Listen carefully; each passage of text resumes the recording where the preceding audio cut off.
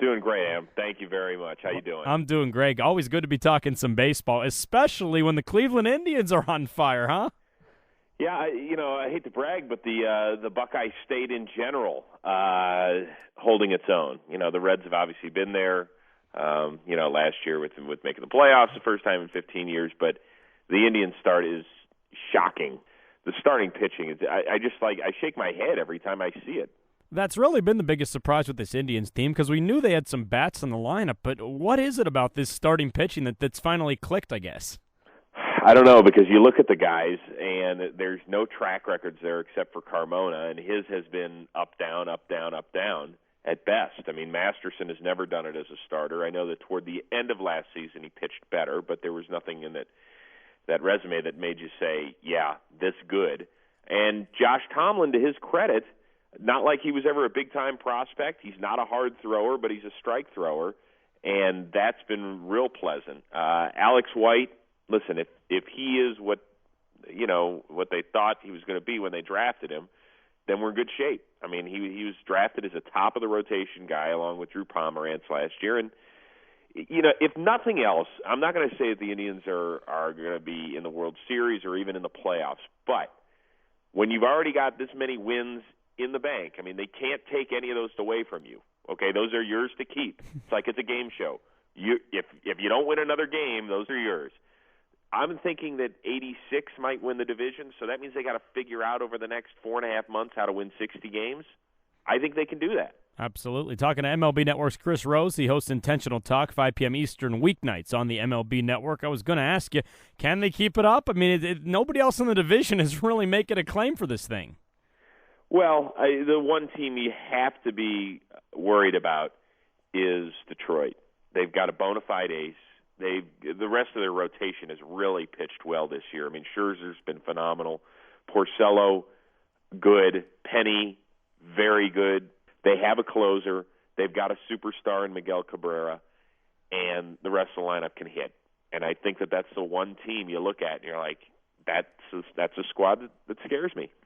Let's talk about that other team from Ohio, the Cincinnati Reds. A pretty nice season last year that unfortunately came to an abrupt conclusion in the divisional series, but they're having a pretty good season as well. Just give us a couple thoughts on the Reds. Yeah, I think that they're the team to beat in that division. I know that the Cardinals have played very, very well so far, even without much help from Albert Pujols. But the Reds have a lot of pitching depth, as we've seen. Coco Cordero is a little bit of a white knuckler, but how many guys in that role aren't? And they mash.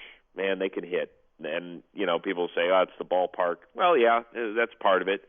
But you know what? The Phillies play in a teeny tiny place as well, and they're nowhere close to the Reds offensively. Talking to the MLB Network's Chris Rose. He hosts Intentional Talk weekdays at 5 Eastern. MLB Network joining us here, Neft at night on 97.1 The Fan. Let's talk for a second about Aroldis Chapman. Obviously not a ton known about him. He got a lot of hype coming up, and now he's on the disabled list, and it's a little bit of a messy situation. What say you about Aroldis Chapman in this whole situation? I wouldn't be surprised if he ends up in the minor leagues again. Nobody knows how hurt he is, just the team and himself, and that's the way it should be. But they cannot have him come in walking batters. It's just you can't do that at this level. It will lose you games and critical games. And when you're up 9-2 and you walk 4 guys, that can't happen. Now, was he injured? Yeah, maybe he was. I'm not here to question it. I would never ever question a guy who gets put on the disabled list. That'd be totally unfair. But there's something going on, and it wouldn't surprise me if he needs some time down in AAA to iron it out. He's still a really valuable arm. He really is. I mean, I've seen him pitch in person, and it's electrifying just to watch him do his thing. And there's a wow factor when he's on. There's no question about that. Part of the great thing of your show is it's really an open forum. Everything and everyone in baseball are discussed, so let's throw some other stuff at you besides the Ohio teams. What about this Dodgers mess? It's obviously got to be a little bit embarrassing for baseball. It's a historically, good franchise. What a mess out there in Los Angeles. Yeah, on both coasts, between the Mets and the Dodgers, it's embarrassing. Now the latest report is that Jamie McCourt wants to file papers to make, her boy, her ex-boy, get rid of the team. And, I tell all the Dodger fans, because I live out here in Los Angeles, and I'm the furthest thing from a Dodger fan, but I tell them, I say, you're going to be better on the other side of this. It's like you tell the kids in a divorce, this really hurts now, but everybody's going to be better off. And that's just the way, seriously, that's the way it's going to be. Now, it all depends if they put somebody else in there where you're left scratching your head like, why did they let this person buy the team? Then it doesn't solve the problem. But my guess is anybody's going to be an improvement over what they've had there the last 7 years, because it's a joke the way the franchise has been run, and they didn't have a chance to they gave Juan Uribe a nice contract, and they gave Garland a little bit of money, and Ted Lilly as well, but we're not talking about making that major splash that Dodger fans were used to. It's not as messy of a situation, I guess, but the New York Yankees, boy, every day something new pops up with this team. Jorge Posada and then Derek Jeter and Nick Swisher can't hit for anything. What ails the Yankees?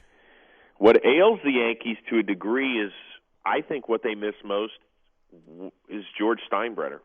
Sounds weird, but that was almost like an organized chaos when he was around. And everybody knew that it all started and ended with the boss, right? Mm-hmm. Where does it start and end now with this franchise? I mean, is it Hal and Hank Steinbrenner? I don't know. Brian Cashman? Probably not. I think he might be out after this year. Joe Girardi?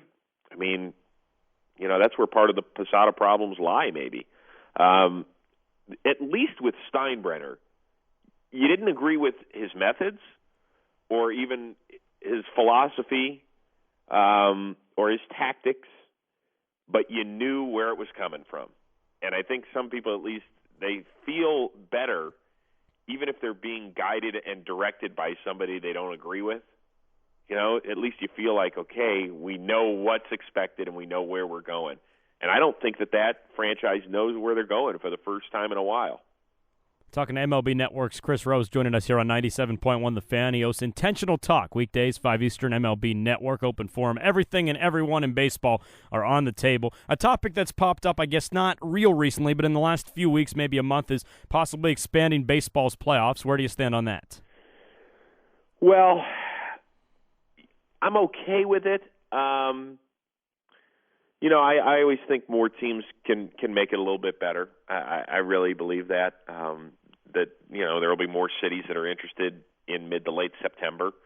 But I really believe there has to be a decided advantage to those teams that win the division as opposed to those two wild card teams in each league. I mean, I've even thought about just a one-game playoff between the two wild card teams. And people say, oh, well, hold on, you go 162 games and then you're going to decide it for one. Well, yeah, right. That's the way we're doing it. Not best 2 out of 3, because I just wouldn't do it that way. I would just make it a one-game playoff, make it super exciting. If you want to hold your pitchers down the stretch just in case there's that one-game playoff, that's okay, because now your rotation is screwed up for the next round, which gives the edge to a division champion, which is how sports should be played. If you finish with, being crowned the division champ, that's the way it works in the NFL, right? Mm-hmm. Okay, you get an advantage. If you're one of the top 2 teams, you get a bye. That's an advantage. In baseball, if you can set your rotation, that's a huge advantage. That's the way it works. I love it. Anything that breeds more excitement, makes the managers think a little bit more, I'm game for it. Yeah, I am too. And like I said, if there's 2 or 3 more cities that are interested come mid-September, I do think that's a good thing. Now, there's obviously a lot of issues that need to be ironed out, and some people are going to think I'm an idiot for suggesting just a one-game playoff between wild card teams to continue on, but that's okay. That's all right. You just asked me. In my world, that's what I do. No, I'm game with it. Chris, we really appreciate you taking some time. I know you're a busy guy. Thanks so much. My pleasure, Adam. Anytime.